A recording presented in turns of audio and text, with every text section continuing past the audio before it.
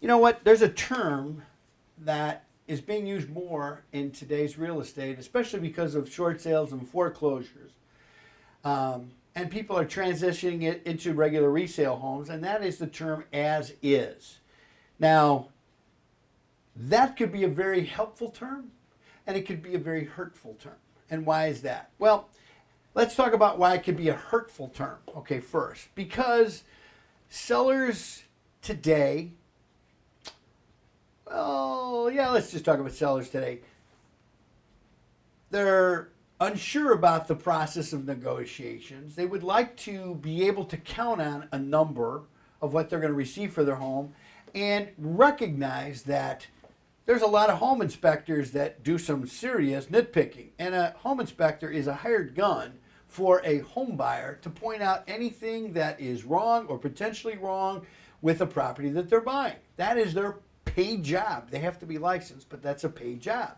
And so they come back to the seller and give them this list of, wow, they caught everything. A good inspector catches everything.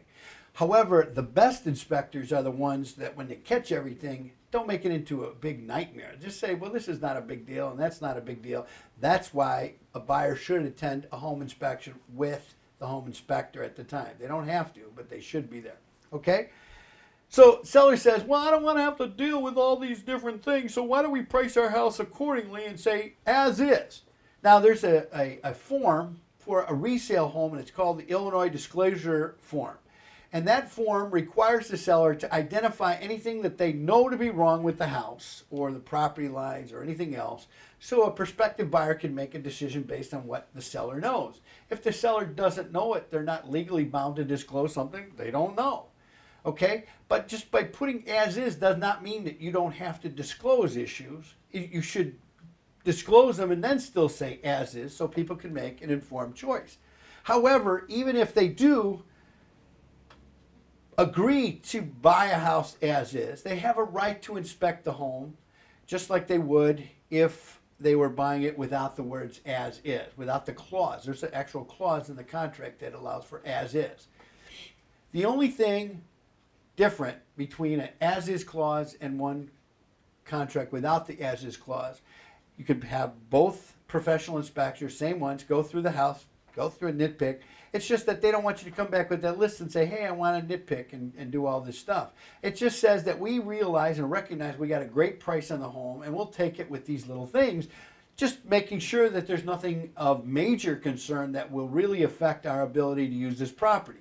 Now, the fairness is that if you're buying it as is and you identify a big problem, that doesn't mean you still can't go back to the seller, even though you said as is, because the seller may not have known that that was a big problem. And now that they do, they may have to fix it, correct it, or disclose it, which may affect them more in the future. Understand the tools that you use, okay, and the words that you use. As is can be a very good thing for a buyer, telling the seller that we want a better price and we're not going to nitpick. And a seller going, hey, we're going to give you a better price. We feel that there's no major things wrong with our house. We've disclosed everything that we know to be wrong. And if you find a few, just don't come back to us. We'd rather give you a better price up front. If that's the case, then you're using the terms as is correctly. Why not?